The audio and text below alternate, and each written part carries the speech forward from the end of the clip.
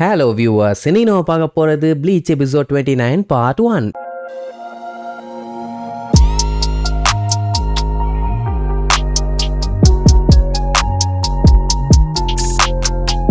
Open பண்ணா போன பாட்டுல நம்ம இஷிடா சும்மா சீனா மாஸ் காமிச்சான்ல என்ன மாத்தி மாத்தி கொஞ்சம் ஓவரா டைலாகா அடிச்சுட்டு இருப்பானுங்க. அதை பார்த்துட்டு ஒருகிமே எல்லாம் செம்மையா ஷாக் ஆயிட்டா. இந்த அளவுக்கு அவன் ட்ரைனிங் எடுத்திருக்கானா அடேங்கப்பான்னு. அந்த நேரம் அந்த பலாப்பழம் மண்டை என்ன பண்ணா, என்னோட பிளேடை யூஸ் பண்ணி நான் உன்னைய பொழந்துடுறேன்னு சொல்லிட்டு அது எல்லாத்தையுமே சுத்த விட்டு காமிச்சான். ஆனா அதையும் நம்மளால அசால்ட் அடிச்சு தெறிக்க விட்டானா. அது மட்டும் இல்லாம அவன் ஆயுதத்தோட சேர்த்து அவன் கையில ஒரு போடு போட்டதுல கையில இருந்து பயங்கரமா ரத்தம் ஊத்த ஆரம்பிச்சிருச்சு. இத்தனைக்கு சண்டை ஆரம்பிக்க கூட இல்ல, அதுக்குள்ள முடிக்கிற லெவலுக்கு கொண்டு போயிட்டான். இப்போ இஷிடா கம்ப்ளீட்டா வேற ஒரு ஆளாவே மாறி நிக்கிறான். இவ்வளவு நேரம் அந்த பலாப்பழ மண்டைய இவங்க கிட்ட சீன் போட்டுட்டு இருந்தான். அவசரப்பட்டு என்னைய மீட் பண்ணிட்டீங்க, இதுதான் உங்க தலைவிதி, தேவையில்லாம என் கையில சாக போறீங்கன்னு ஓவரா பேசிட்டு இருந்தான். இப்ப அதே டைலாக இஷிடா அடிப்பான். நீ தான் தம்பி எங்களை மீட் பண்ணி பெரிய தப்பு பண்ணிட்ட, நீ நினைச்சுக்கிட்டு இருக்க உன்கிட்ட நாங்க மாட்டிட்டோன்னு, எங்க கிட்ட தான் நீ மாட்டிக்கிட்ட அப்படின்னு உடனே டே பொடிப்பையில யாருகிட்ட என்ன பேச்சு பேசுறன்னு சொல்லிட்டு கத்துவான். உடனே 2 அம்பு விடுவானா. அது கரெக்டா அவன் மூஞ்சிக்கிட்ட வந்து கீழே வந்து சொருகி இருக்கும். ஐ மீன் தரையில. அவனை பயம்படுத்துறதுக்காக இப்படி பண்ணிருப்பான். உனக்கே தெரியும் நான் வீம்புக்குனே மிஸ் பண்ணிருக்கேன்னு. அடுத்த டைம் தேவையில்லாம வாயை ஊட்டினா வாயிலேயே வச்சு அடிப்பேன் அப்படின்னு மிரட்டினோன்னு இவ்வளவு நேரம் ஓவரா வாய் பேசிட்டு இருந்த அந்த பலாப்பழ மண்டையனே இவனை பாராட்ட ஆரம்பிச்சிருவான். எமேசிங் பையா எமேசிங், செம ஸ்பீடு பவர் அக்யூரேசி, என்னமா டெக்னிக்கு, நீங்க இருக்க வேண்டிய ஆளே கிடையாது, என்னையவே நீ மிஞ்சிட்டியே, உன்ன மாதிரி ஒரு ஆளை தான் நான் மீட் பண்ணணும்னு நினைச்சேன், நீ என்னைய தோக்கடிச்சிட்ட, சரி இனி இதுக்கப்புறம் நீ என்னைய என்ன வேணாலும் பண்ணிக்க, போட்டு தள்ளு பொழந்து கட்டு பொறிச்செடு, என்ன நான் உங்ககிட்ட தோத்துட்டேன்னு அப்படியே சரண்டர் ஆயிட்டான். ஆனா நம்ம பையன் எதுவுமே பண்ணாம அவனோட போவை கீழே இறக்கின உடனே ஏன் என்னை எதுவுமே பண்ண மாட்டியா, என்ன அப்படியே விட போறியான்னு கேட்டா நான் என்ன உங்களை மாதிரி சோல் ரீப்பராடா, நான் ஒரு குயின்சி, சோல் ரீப்பருக்கு கருணையே காட்ட மாட்டேன்பா. அது மட்டும் இல்லாம முதல்ல இஷிடா வீக்குன்னு நினைச்சேன், அவனை பயங்கரமா புள்ளி பண்ணால. சோ இப்படி நான் பல காண்டுல உன் மேல இருக்கேன், ஒழுங்கா இங்க இருந்து ஓடிரு, என் மண்டை சூடாகி நான் உன்னை ஏதாச்சும் பண்றதுக்குள்ள எஸ்கேப் ஆறது உனக்கு நல்லதுமா. சரி ஓகே அவனும் அங்க இருந்து கிளம்பிடுவான்னு பார்த்தா நீ ரொம்ப ரொம்ப நல்லவன், ஆனா ஒரு சின்ன தப்பு பண்ணிட்ட கண்ணான்னு சொல்லிட்டு பொசுக்குன்னு ஒருகிமேவ கொல்ல வருவான். ஆளு வளர்ந்திருக்கானே தவிர மண்டையில கொஞ்சம் கூட மசாலா இல்ல. ஆல்ரெடி அவளை வெட்டருக்கு கத்தி பக்கத்துல வர்ற அந்த செகண்டே அவளை காப்பாத்தி தூக்கிட்டு வந்திருக்கான். இப்ப அவ நல்ல டிஸ்டன்ஸ்லயே இருக்கா. இந்த டைம் போய் அவளை கொல்ல முடியுமா? பொசுக்குன்னு இடையில வந்து நின்னுட்டு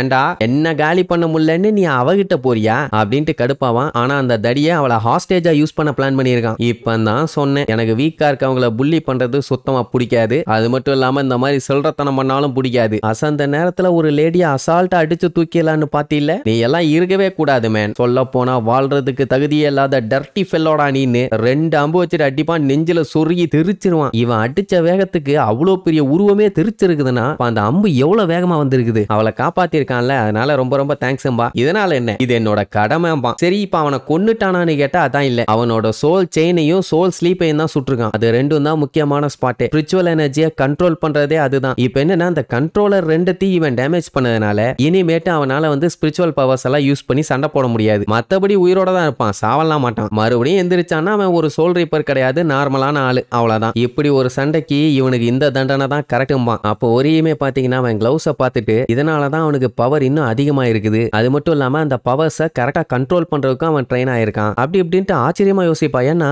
10 நாளைக்குள்ள இது எல்லாத்தையுமே ட்ரெயின் பண்ணியிருக்கான். அப்போ இன்னும் ட்ரைனிங் எடுத்தானா ஃபியூச்சர்ல எந்த அளவுக்கு பவர்ஃபுல்லா மாறுவான். இப்படி இவன் சூப்பரா கலக்கிட்டான், நம்ம ஒண்ணு கிளிகிளியேன்னு கொஞ்சம் கவலைப்படுவா. நம்ம தேவையில்லாம இங்க வந்துட்டோமோன்னு. அந்த டைம் அவளுக்கு ஏதோ ஒரு ஒளி மாதிரி வந்து நீங்க அங்கேயே இருங்க அப்படிங்கிற மாதிரி சொல்லுமா. ஆமா ஆமா நான் ப்ராமிஸ் பண்ணியிருக்கேன், கண்டிப்பா இங்கதான் இருப்பேன்பா. இஷிடா பார்த்துட்டு முழிப்பான். ஏமா தனியா பேசிட்டு இருக்க, மண்டையில கிண்டையில அடிபட்டுருச்சா, ஏதாச்சும் பிரச்சனையாம்பா. ஒண்ணு இல்லன்னு சொல்லி சமாளிக்கிறேன்னு என்னென்னமோ உளருவா. இன்னும் கொஞ்ச நேரம் இப்படி உளறி இருந்தானா அவன் கன்ஃபார்மே பண்ணிருப்பான் இவளுக்கு பைத்தியம் பிடிச்சிருச்சுன்னு. ஆனா திரும்பி திரும்பி கேட்பான் உனக்கு அடி எதுவும் பள்ளியன்னு. இப்படி இவங்க பேசிட்டு இருக்கும் போது காஞ்சு கத்துற சவுண்ட் அவங்களுக்கு கேட்கும். என்னடா நான் இன்னும் தொண்டைகளையே கத்திக்கிட்டு கூட்டத்தை பார்த்து பயந்து ஓடிட்டு தான் இருக்கான். வரவனுங்க கொஞ்சம் நார்மலா இருந்தா பரவாயில்ல, ஒருத்தன் மூஞ்சி எப்படி கருணை கொடூரமா இருக்குது பாருங்க. இதுக்கு முன்னாடி வந்தவங்க கூட பரவாயில்லையே, பார்க்க நல்லா இருந்தானே, இவனுங்க மொசர கட்டையெல்லாம் பார்த்தா மனுஷ ஜென்ம மாதிரியே இல்லையே, இதுக்கு நான் பேசாம அவன் கையிலேயே செத்து பண்ணான்னு புலம்பிக்கிட்டே போவான். அவனுங்க நீ எங்க ஓனாலும் சரி இந்த வெரைட்டி நாங்க வந்துகிட்டே இருப்போம் அப்படின்னு அவனுக்கு சொன்ன உடனே ஐயோ சிக்கிட்டண்டா சிவனாண்டின்னு சொல்லி கதறிக்கிட்டு போகும்போது கரெக்டா ஆப்போசிட்ல நம்ம இச்சுகோ வருவானா. ஒளி வந்து விட்டது,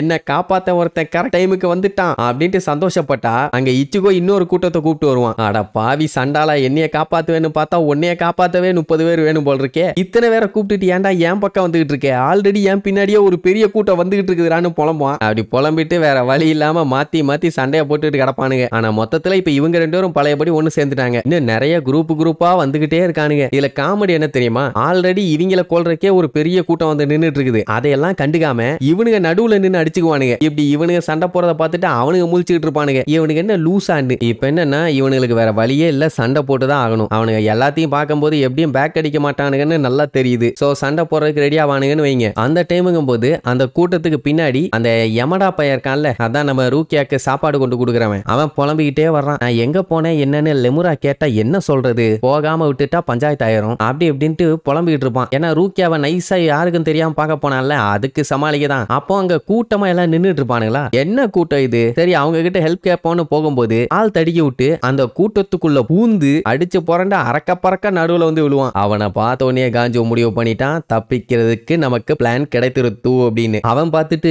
நீங்க தானே அந்த இன்ட்ரூடர்ஸ் ஐயோன்னு பயந்துகிட்டு இருப்பான். இவன் என்ன பண்ணுவானுங்க, அவனை புடிச்சு வச்சு அவன் கழுத்துல கத்திய வச்சு ஒழுங்கா எங்களை விட்டுருங்க, இல்ல உங்க ஃப்ரெண்டோட மண்டை தனியாக கலட்டி எடுக்கப்படும் அப்படின்னு. அதே நேரம் இந்த ஜரக்கிய காட்டுறாங்க. அவன் தேடுறான் தேடி ஓடுறான் ஓடிக்கிட்டே இருக்கான். எந்த பக்கமா ஓடுறான்னா நம்ம ஆளுங்க இந்த பக்கம் இருக்காங்க, அவன் ஆப்போசிட் டைரக்ஷன்ல ஓடிட்டு இருக்கான். எனக்கு தெரிஞ்சு நம்ம பையலுக்கு ரூக்கியாவை காப்பாத்தி தூக்கிட்டு போனதுக்கு அப்புறமும் இவன் தேடிட்டு தான் இருக்க போறான். அதுவும் இந்த லட்சணத்துல தேடினான்னா. சரி இனி இதுக்கப்புறம் நம்ம பையலுக்கு என்னென்னலாம் அலப்பறை பண்ண போறானுங்கன்னு அடுத்தடுத்த எபிசோட்ல பார்க்கலாம். டாடா.